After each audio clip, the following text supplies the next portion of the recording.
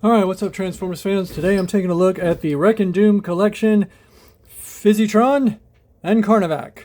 Now of course Physitron is a play off of the IDW story where Iron Fist used that as part of his online persona or whatever, but that's Iron Fist. They had to call him Physitron because of trademark reasons. I'm guessing the Iron Fist from Marvel Comics.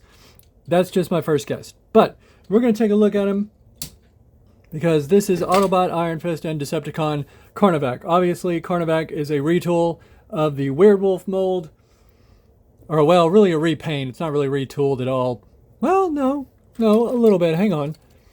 Because it is retooled a little bit because there's no clear plastic on this right here. That is all just a solid piece. It doesn't have any windows on it. Werewolf does have the windows because the driver goes in there, or the headmaster goes in there, and he needs to be able to see out. So there he goes. So this is Carnivac with a headmaster Decepticon Survivor. And that's literally what his name is, Decepticon Survivor.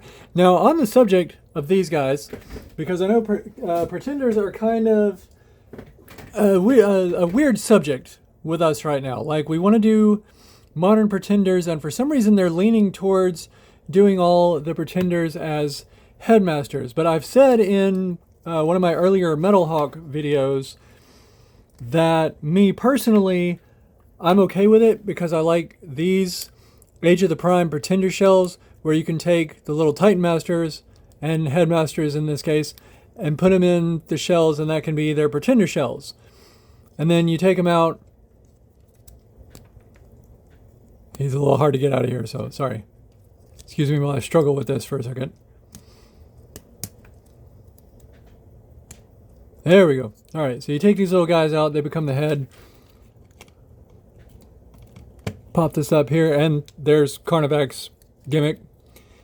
Then you transform this, and you turn it into a little gun for the guys. So his pretender shell becomes a gun. You don't have to set it off to the side. That's pretty cool. Now with Carnivac, I think it would be cool if we had some kind of wolf pretender shell, because, you know, his original G1 was the White Wolf. But we have that. Of course, there isn't one. Maybe a retool of the Fangry pretender shell. I don't know. But, yeah. Anyways, so let's get back to this. That discussion of pretenders is a discussion that I talk more about in my Metal Hawk video, so please go check that out. But anyways, let's talk about these guys. So he comes with this gun, and he comes with the knife, or the machete. It's really machete here. That becomes the wolf tail. And speaking of which, let's go ahead and get him all transformed up. Here he is in his colors. He's got the ball jointed arm. He's got the biceps, no wrist swivel. He does have waist swivel, ball joints at the hips, knee bend, upper thigh swivel, and kind of an ankle rocker with a toe tilt down. Kind of an ankle rocker. But anyways, and the head is on the ball joint, obviously. So there's his articulation. Like I said a second ago, let's get him all transformed up. So of course, first thing we do is pop off that head. We open these guys up. Now, recommend being careful with these because they tend to pop off on me really easily. So be careful with those. And we're going to flip that around and do this. We're going to bring the foot around and do that. And it goes this way and that way. So you can kind of do this if you want, but really, we're just going to leave it like that. All right, so let's do the same thing on the other side. All right, got that one off without popping it off. Like this, bring that down, bring it around here. And there you go, there's his front feet. Let's get the head out of the way. And you are gonna need to raise that up because we need to, I'm kind of off camera here. Sorry about that. I'm used to having the camera more about here. There we go. All right, so his body goes, opens up like this, comes down and reconnects like so. So he should look like that. It's the same transformation as the Weird Wolf figure, so nothing new here. Coming down, that clips into place, so that's nice. Let's get those feet out of the way. Obviously, we bring these up here, we spin the thigh around like this, plug the foot up, bring that up like this, spin the shin around, close up the foot, and then, you know, adjust it however you want to. Let's take this tail with the tab facing down. And no, I'm not entirely sure what the tab is for, so don't ask. We're going to go in there. I'm sure it has something to do with this, but anyways. So there you go. And there's Carnivac in his wolf form. And obviously, you can untab that, take this little guy, stick him in there, close that back up. There you go. Mouth opens. Nice little paint job going on in there. Heads back and forth. Still got the ball joints at shoulders. Still got the swivel there. The feeder on a ball joint. Got a little bit of motion back here. And there you go. There's his wolf form. There's Carnivac in his wolf form. Alright, so let's move on to Ironfist. Like I said, you've got the Weird Wolf mold. It's the same thing. It's just different colors. So, going to be done with Carnivac for the video.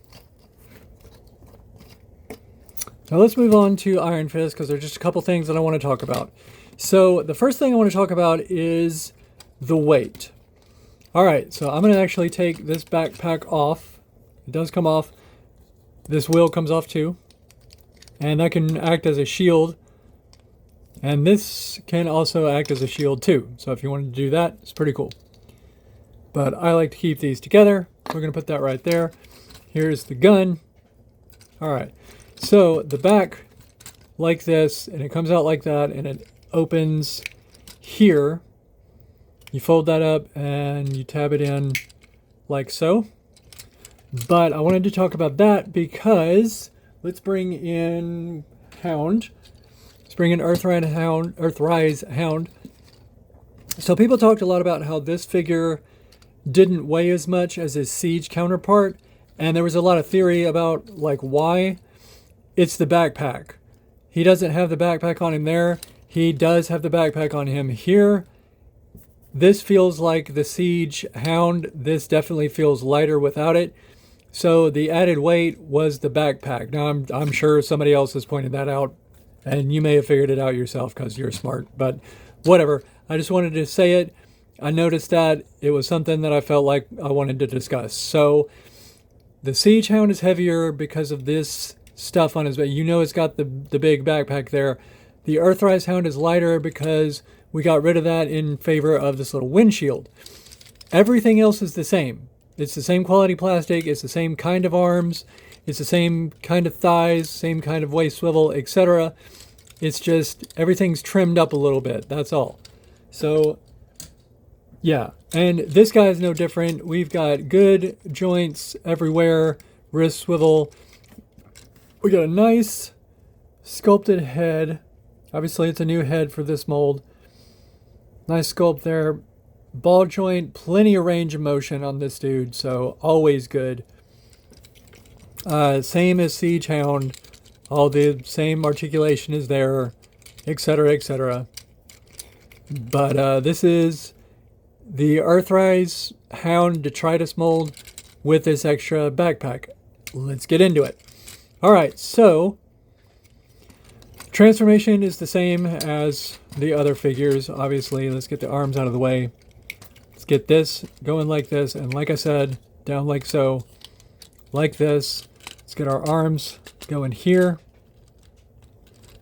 Get that ready. In like so.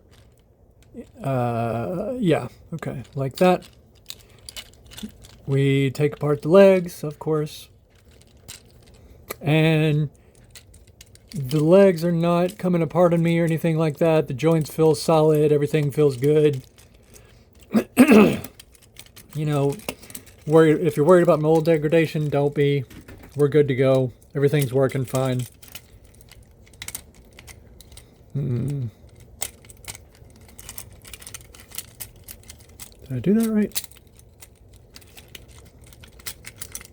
Okay, there we go. Let's get this going. That's the first time I've had a hard time getting it, so I think I might have just kind of not done that right. But anyways, the first time I transformed it, it wasn't nearly that bad to do. So just, you know, get the legs open and give yourself plenty of leeway. This does come up like this, so there you go. Now, it's supposed to come down All right, let's peg those legs together. I don't think I've got them together. Like so. Okay. So it's supposed to come down, but it doesn't really clip on anything. It does stay in place. I think it's just, is this, that looks like a friction thing to me, man. So we're going to say that's held in place by friction. All right, and then of course, you move the legs over here, tab them in on the front. And the feet, they kind of fold in, but not really. And then of course, you tab in the arms right there on the bottom, as always. Okay, so there's the Jeep without any accessories. Not too shabby. Nice silver and blue. Not shiny silver, flat silver. The windows are a little bit metallic paint, so that's pretty cool. I got his nice little Autobot symbol, real tiny right there. And I think I missed pointing out he does... Where is it? Is it on this guy? It might not be on this guy. I thought he had a Wreckers Autobot symbol. I might have overlooked it, so I apologize for that. But yeah, moving on. All right, let's take this. So for vehicle storage, you take this. It's got a peg right there. Peg it in right here, and you can peg it on the rooftop like so. And that's a little reminiscent of his original release toy. So he can roll really well and go after Carnivac. Alright guys, there is your Wreck and Doom Fizzytron, or as the fans are going to call him, Ironfist and Carnivac. And you can see my Craftsman Toys nose cone off in the background. I did a review on him. Feel free to check that out. But anyways, I think that's going to wrap it up. I don't really have anything else to point out on these guys. So yeah, mold feels good, plastic feels good, joints are good. They're still good figures. You know, if you don't have the guys in your collection, then go get them. So alright guys, thanks for watching. Please like and subscribe, and I will see you in the next video.